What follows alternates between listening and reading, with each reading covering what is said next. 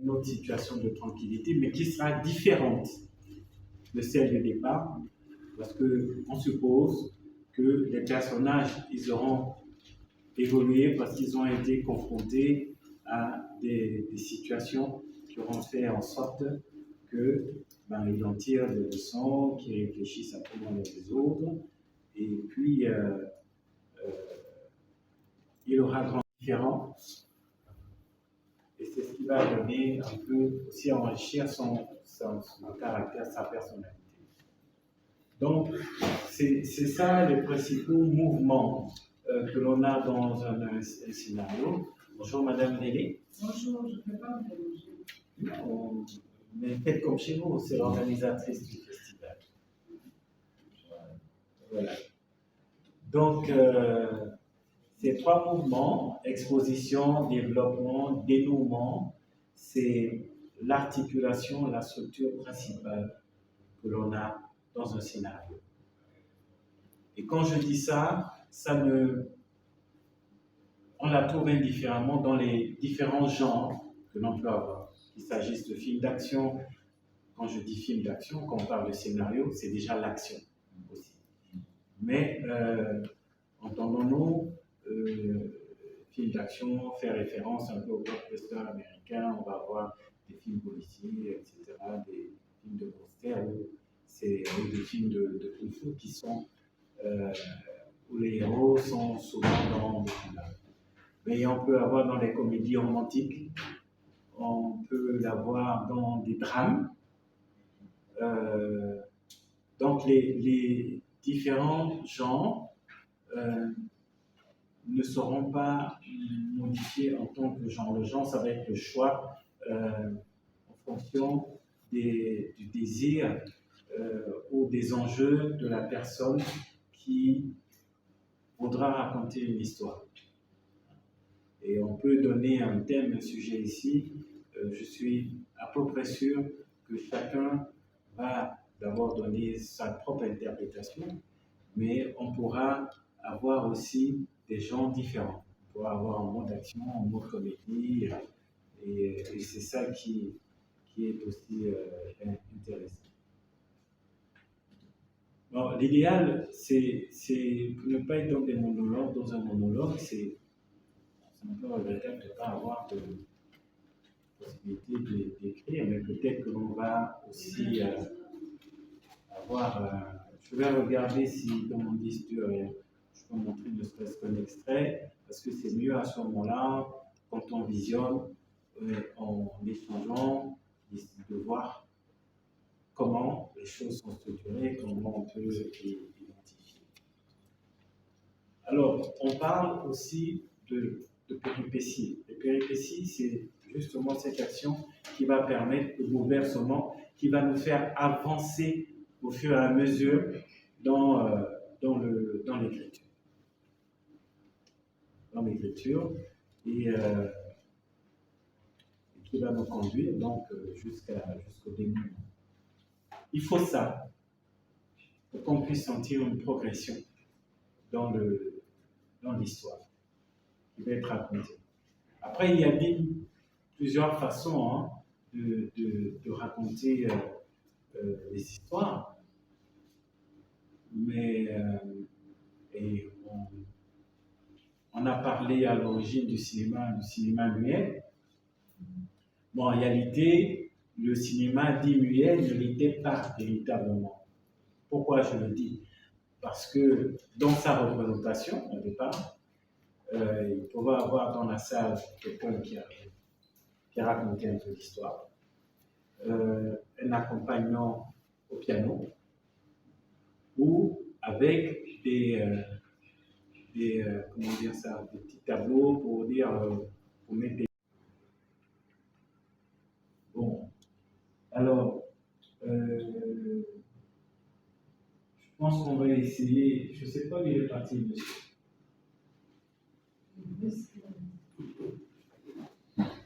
Je vais essayer de voir la possibilité. Pardon. Je tenais en alternance tous les 2 ans. Lorsque Une année, vous avez, au départ tout au moins, vous avez les JCC. L'année d'après, c'était le FESPACO, ainsi de suite. Ça permettait aux gens de pouvoir trouver des fonds pour fabriquer leurs films, parce que c'était pas non plus évident. Et puis, ça permettait aussi des rencontres entre l'Afrique subsaharienne et l'Afrique du Nord, et l'Afrique australe, hein, et l'Afrique de l'Est, et l'Afrique de l'Ouest. Donc, tout ça, il y avait quand même une préoccupation aussi de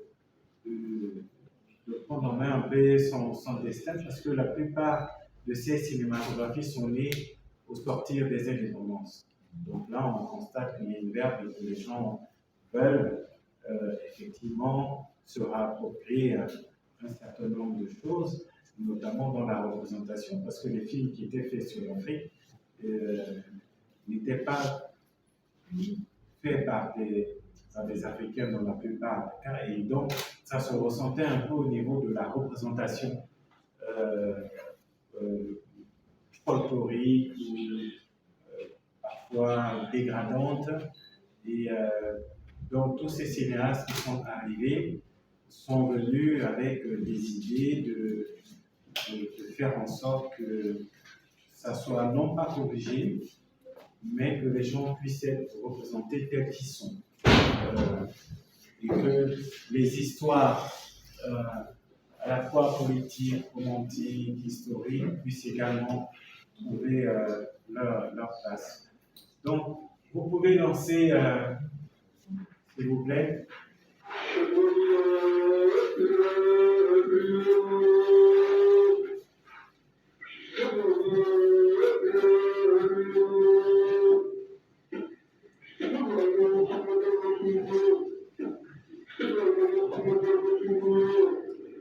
Pensez à l'exposition, aux différentes parties que j'ai indiquées tout à l'heure.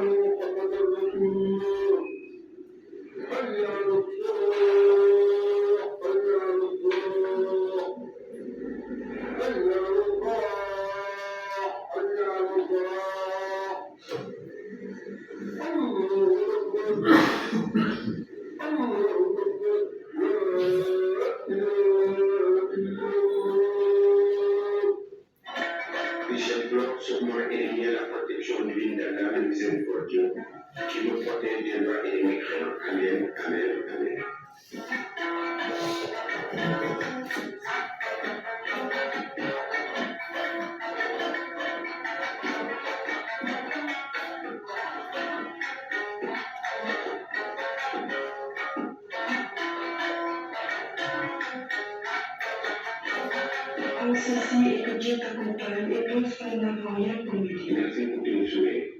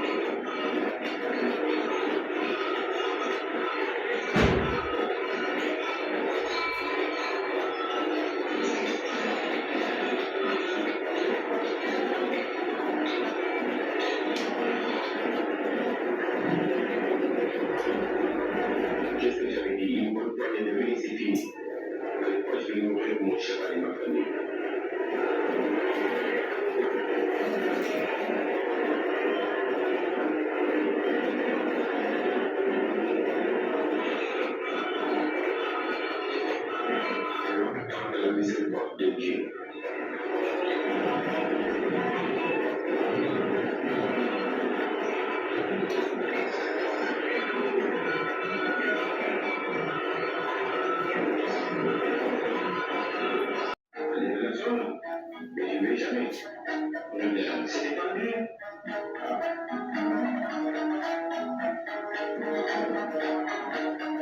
Il est là, un médecin de marocain-raciste.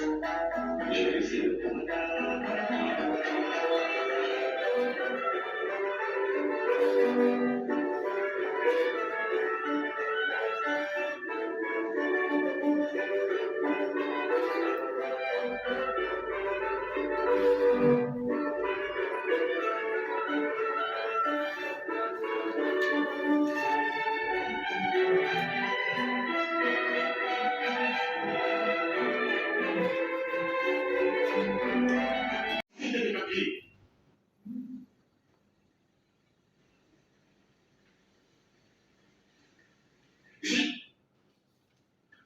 Une utilisation de médecine. C'est défendu ce quartier au courant de sa règle.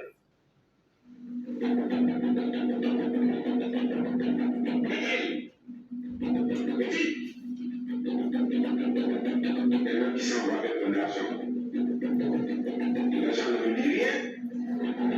Il n'est pas sur le pied de ma médaille.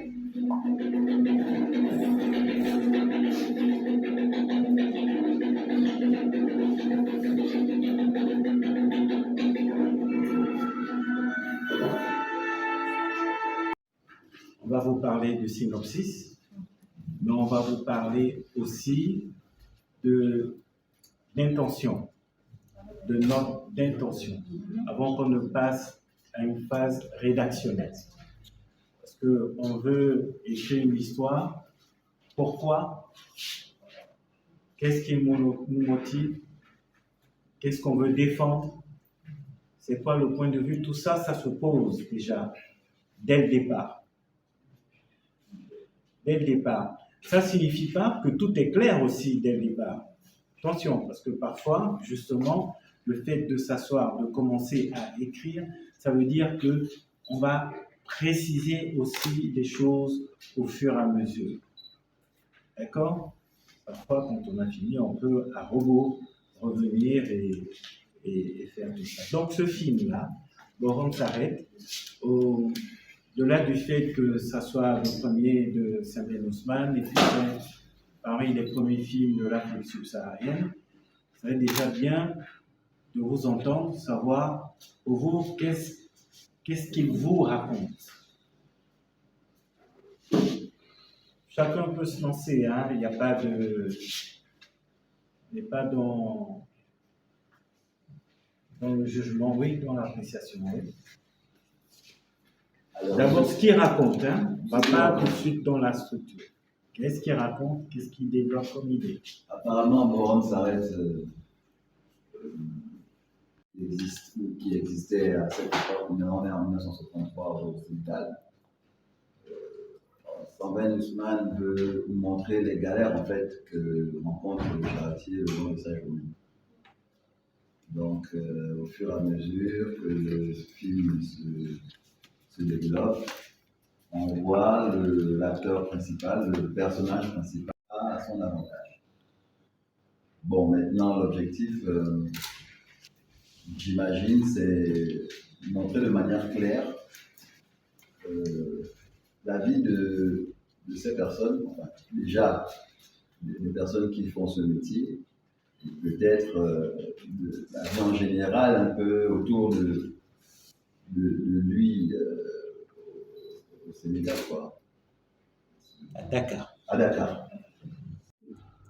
L'auteur veut nous montrer toutes les péripéties par lesquelles l'homme à la charrette passe pour essayer de gagner sa vie dignement. Et voir aussi le regard de la société vis-à-vis, n'est-ce pas, de cette catégorie de personnes. Comment ils sont traités au niveau de la vie, et ainsi de suite, les difficultés qu'ils rencontrent.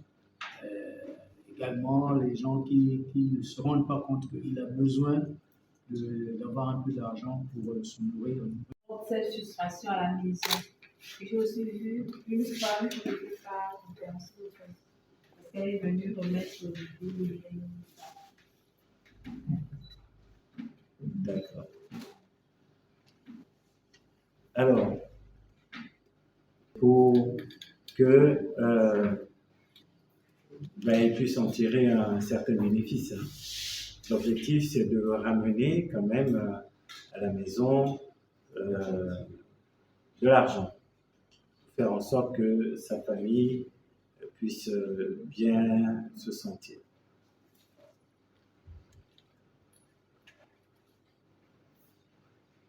Il est le héros principal et il a ce qu'on appelle des adjuvants. Adjuvants là, donc ceux qui vont lui venir en aide. Ça peut être parfois un objet, ça peut être quelqu'un d'autre, etc. En l'occurrence, dans ce cas, c'est le cheval. N'est-ce pas? C'est la charrette qui est l'objet. Parce que le cheval, c'est lui qui va tirer la charrette, lui est guide, et on peut on peut transporter des personnes, on peut charger des objets, et c'est ça qui lui permet justement de pouvoir gagner son pain.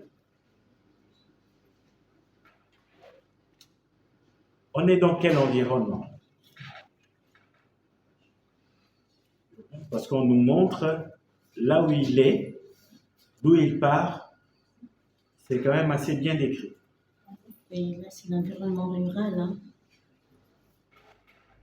Ça se voit avec le type d'architecture. N'est-ce pas?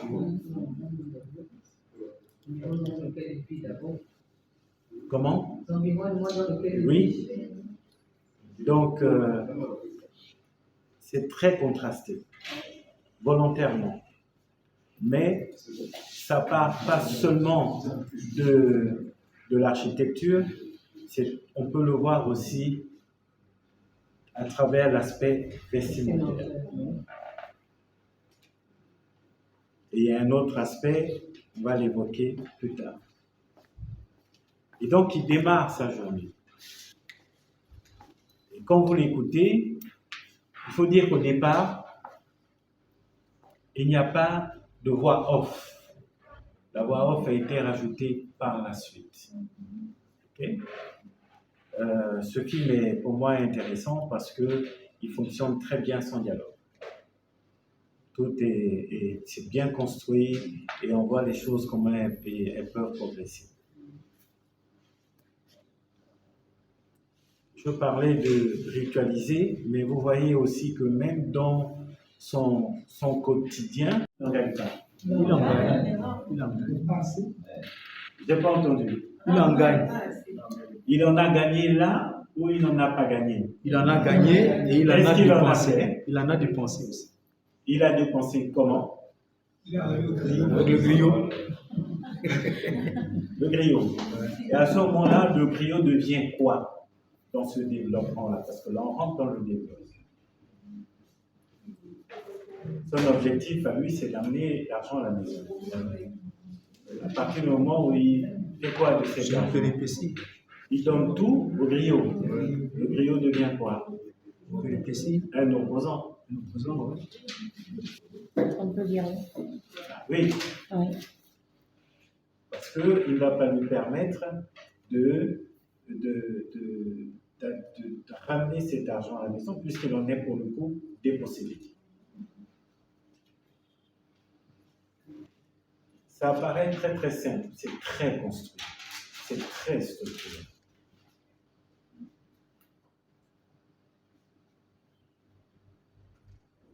Il y a la rencontre avec ce père qui a dans ses mains son bébé qui est décédé. Et vous voyez qu'il n'est pas chaud au départ, mais il va quand même le faire. Un peu par solidarité. Et quand ils arrivent au cimetière, il se passe quoi? Il se passe quoi? Il ne peut pas rentrer. Pourquoi il ne peut pas rentrer? Il n'a pas l'autorisation. Donc, il y a une réglementation. OK? Ce caractère réglementaire est un prémisse aussi à ceux qui le sont. Donc, il va laisser le bébé avec son père et il va poursuivre son travail. Et là, il se passe quoi? Il tombe sur qui? Comment? Sur un homme d'apparence sérieuse. Donc, vous voulez dire que l'habit ne fait pas le moine. Mais on reconnaît le moine à son habit. Et là, qu'est-ce qui se passe? Il y a un dialogue qui est simulé là, dans l'échange. Qu'est-ce qui se dit? Il demande de l'aider à déménager. Oui. Et il va dans une zone qui est interdite. Mais, oui, ok. Mais qu'est-ce qu'il lui répond avant qu'il n'aille dans cette zone? Il lui dit qu'il ne peut pas aller là-bas. Il dit qu'il ne peut pas aller. Pourquoi? Parce que c'est interdit. Il n'a pas l'autorisation, il n'a pas le droit d'y aller. Il n'a pas l'autorisation. Donc, comme l'autre parent ne peut pas inhumer son enfant parce qu'il n'a pas un document, il n'a pas l'autorisation, lui, il sait qu'il ne peut pas accéder dans la ville sans avoir une autorisation. Ça renvoie à la structuration d'une société, ça renvoie au fait que on est dans un basculement où il y a l'ordre, on ne peut pas faire ce que l'on veut, comme on veut, au moment où l'on veut. Ok? Ça peut ne pas cadrer avec un vécu antérieur, mais ça, ce sont les faits. Ok? Et donc, il finit par accepter. Il finit par accepter parce qu'il doit rapporter le bougnat à la maison et que là, quelque part, Il a été aussi appâté, hein, il lui a apporté. il y a la séduction, ben oui, c'est normal. Hein. L'autre, il est embêté. Parce que là où il se trouve non plus, c'est pas évident pour lui de pouvoir trouver quelqu'un qui va l'aider à transporter ses effets. Donc, ça tombe bien. Et à ce moment-là, il va dans la ville. D'accord? Et ce qui devait immanquablement arriver, arrive. C'est ça les péripéties. Parce que vous voyez, on a dans la péripétie une action qui entraîne un bouleversement qui va nous permettre d'aller vers une autre action qui, elle, aura également des difficultés qui va nous mener vers une autre action. Donc, on va progresser dans l'histoire. Est-ce que vous voyez? Vous qui vous dessinez à l'écriture, même quand vous regardez, c'est comme ça qu'il faut faire progresser. En sachant que il y a le caractère aussi du personnage qu'il faut construire, qu'il faut élaborer. D'accord? C'est ce qui va pouvoir guider ses choix. Mais il ne faut pas toujours condamner un personnage. Il faut lui donner l'opportunité de pouvoir se rattraper, se ressaisir, et il fera son choix qui va l'enfoncer ou qui va lui permettre de pouvoir se sortir d'une situation difficile. Ok? Donc, il est dans la ville et il se passe quoi? Pendant le trajet, il prie pour le. Oui, il prie. Il a confiance en. Oui, il prie, il est très pieux. Ouais. Ici, il commence sa journée en priant. Il est très pieux, il est sensible aux louanges. C'est pour ça qu'il se fait détrousser par le griot qui ne fait que son travail de flatterie. Donc, c'est à vous d'être insensible ou de ne pas l'être. Okay? Parce que lui, il sait ce qu'il veut obtenir. Donc, celui qui le conduit dans la vie, on considère que c'est un adjuvant ou un opposant. Voilà. Dans son pays. Par son pays, Et le rythme, c'est une narration de la prière. Alors qu'il disait qu'il Et avait des voilà. relations. Il avait des relations, Alors oui. qu'il disait qu'il avait des relations. Oui, et quand il se regarde, quelle est sa posture à ce moment-là, qui va se renforcer par la suite? Du charretier, déception, mais encore, c'est pas une impression. Il a été berné. Oui. Quel sentiment il peut avoir? Oui, vous l'avez déjà dit. Il y a un sentiment de découragement. Oui, Trahison. aussi, d'impuissance. D'impuissance. Parce que là, il ne peut pas agir, il ne peut pas modifier quoi que ce soit. L'impuissance, c'est qu'il est déjà dans le désespoir, en fait. Bon. Et donc, le policier a quelle attitude avec lui?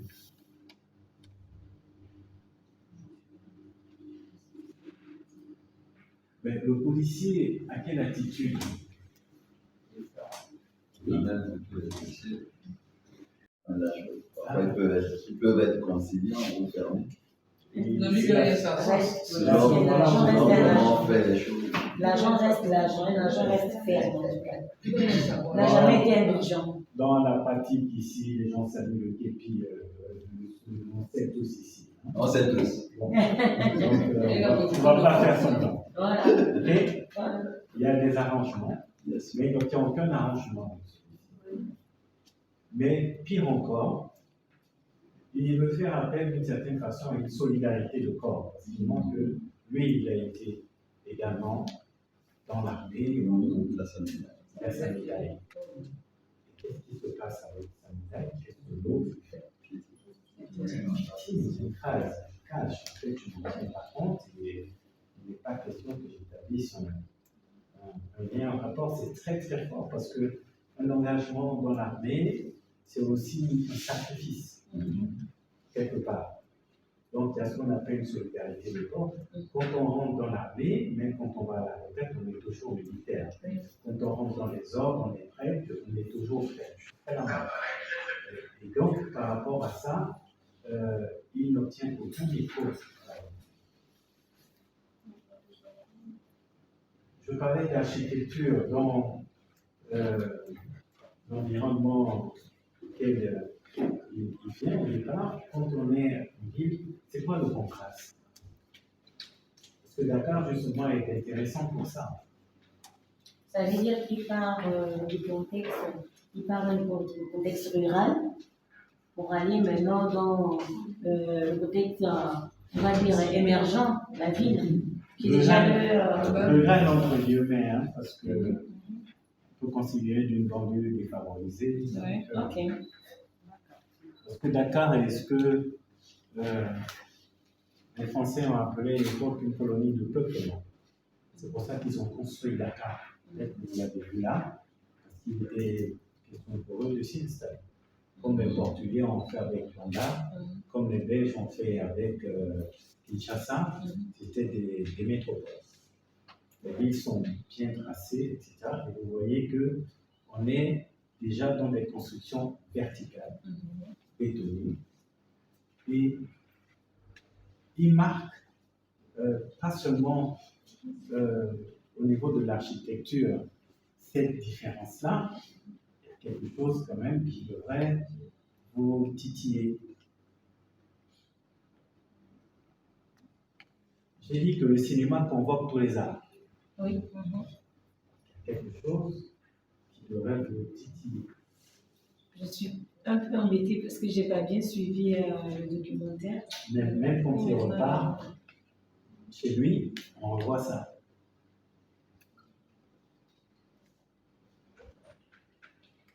Mais c'est la musique. C'est la musique. Quand il est chez lui, c'est une musique typiquement africaine, avec des chants de velours, des percussions, etc. Et dès qu'on rentre dans la ville, qu'est-ce qu'on a comme musique? Ce que les gens appellent communément la musique classique, c'est en fait de la musique romantique. Ok? Avec des violons qui font penser à des symphonies. Vous voyez que, en fait, ça contraste. Le point de vue a changé.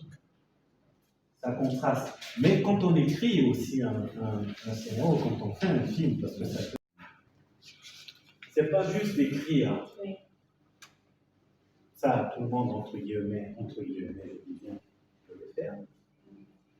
Mais c'est d'écrire de manière structurée, en pensant plan par plan, qu'est-ce qu'on veut faire. Donc, vous voyez que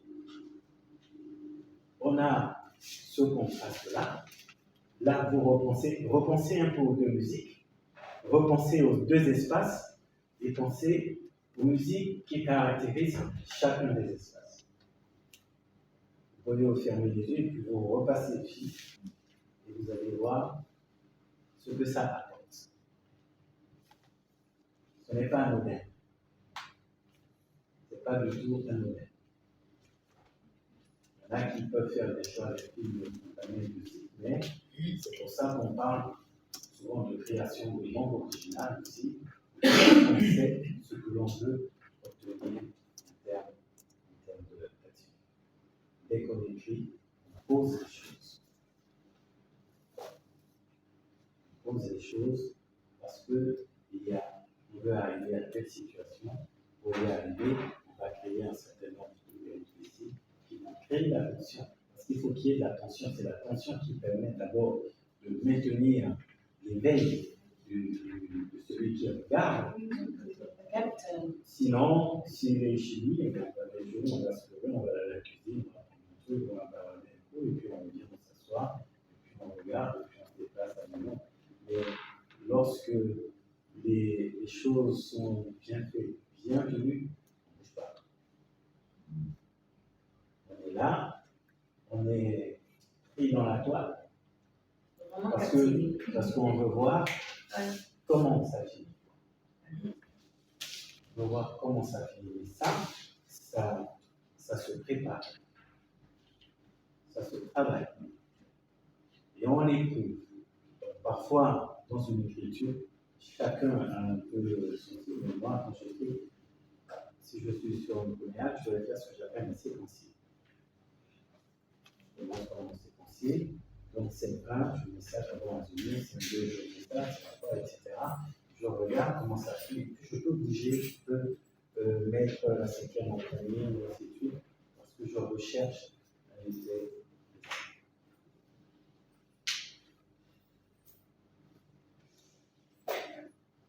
Donc, il perçoit quelque chose d'essentiel quand il repart chez lui.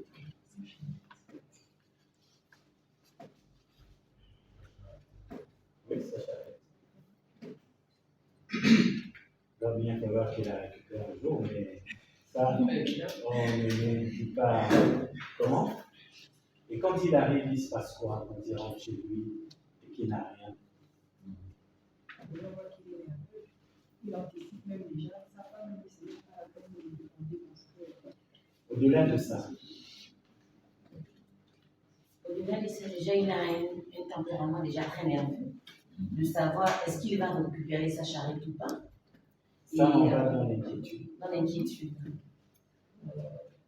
Donc, le but ici, c'est quoi? Le problème, c'est l'enfant, en fait. Il y a d'abord le problème de l'enfant. Bien, je suis déjà loin. Quand il arrive chez lui, il a déjà une idée de la crainte de la réaction de sa femme. Parce qu'une fois de tous, il rentre sans. Mais la femme réagit différemment. En disant que non, ne t'inquiète pas, tu auras le bon manger. Il se demande où la femme va trouver ses services. Maintenant, il n'a pas d'argent, il n'a pas d'argent, comment il fait pour manger, pour avoir un. C'est que la femme sortait quand il cherchait de prendre un jour. Pour moi, ce que j'ai pu capter les dernières images, c'est moi, je vois la femme avec l'enfant au dos. qui sort d'un bout à l'autre. Je crois qu'elle sort de la barrière et il y a le monsieur qu'on montre en train de s'en aller ou de rentrer. Là, je n'ai plus le film en fait. C'est pas ce qu'elle a fait. La femme a fait quoi avec l'enfant? Oui, mais on ne nous a pas montré ce qu'il y avait dans la main. Ça fait de l'eau. Ça fait de l'eau. Ça peut être du riz, ça peut être un légume ou quelque chose comme ça. Les deux enfants qui l'ont poussé. Demander de l'argent, de recouvrement, Oui, on les appelle des talibés. C'est des enfants qui sont dans des écoles coraniques, en fait, et nous on voit et c'est une façon que de mettre pour ces enfants-là, ils sont des parents, et le fait qu'ils soient pris en charge dans des mosquées où ils vont apprendre des sourates, etc. Mais ils doivent quand même aller chercher pour ramener aussi les parents. Parce que c'est les noms. Les mendiants, Oui, ils ont quelque chose. c'est des talibés. C'est ça dans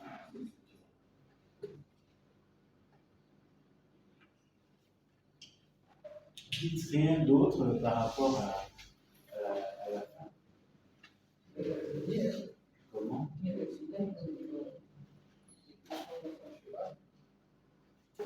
Je pense qu'il a. Et sur le bébé, mince, N'est-ce pas, on non? devient l'homme au foyer. Comme tu n'as pas pu. C'est ça. Comme il n'a rien ramené, il a enchaîné, il a envie de garder les enfants, il n'a pas parlé. Ah, d'accord. C'est clair. Ça fait sourire les femmes. Et comme il n'a pas pu, celui-là, il peut jouer son rôle. Et de quelle manière? Elle va aller voir ses parents. Ouais, elle devient mettre à la place de l'homme. Il y a beaucoup de Chef de famille. On renverse le rôle. Vous voyez l'aspect qui Ça va être alors un rôle renversé. Vous voyez l'aspect qui vous arrange. Ça peut être un robot aussi. Dans ton enfant et je suis parti. Ah, mais ça, c'est possible. Ah, mais si. Forcément, je vais aller voir. Une fois. Chez les parents. Nous avons donc là une fin qui est ouverte. Ok?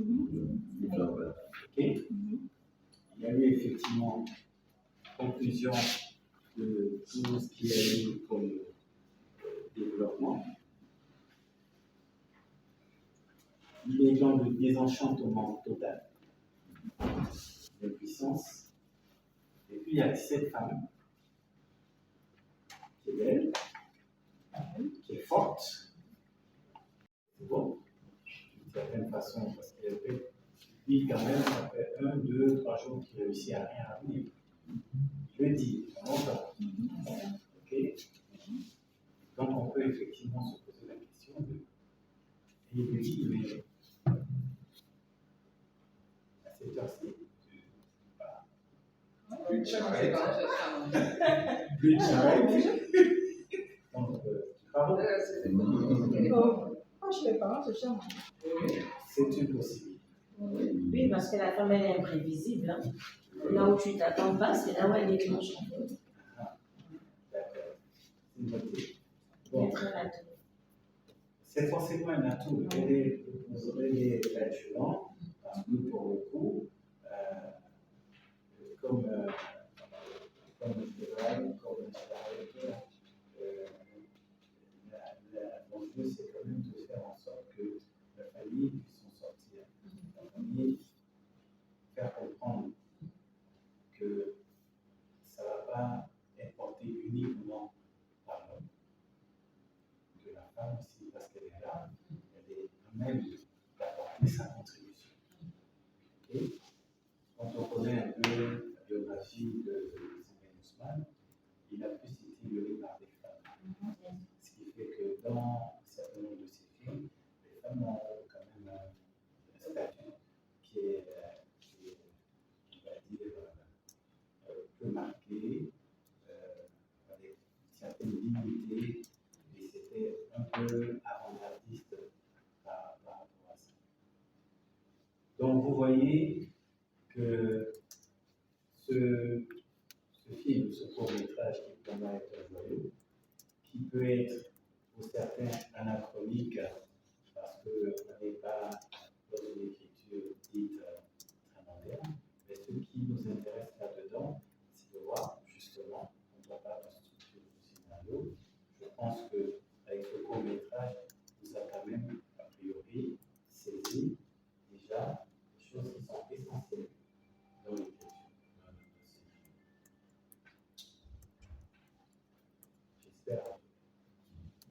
J'espère que j'aurai été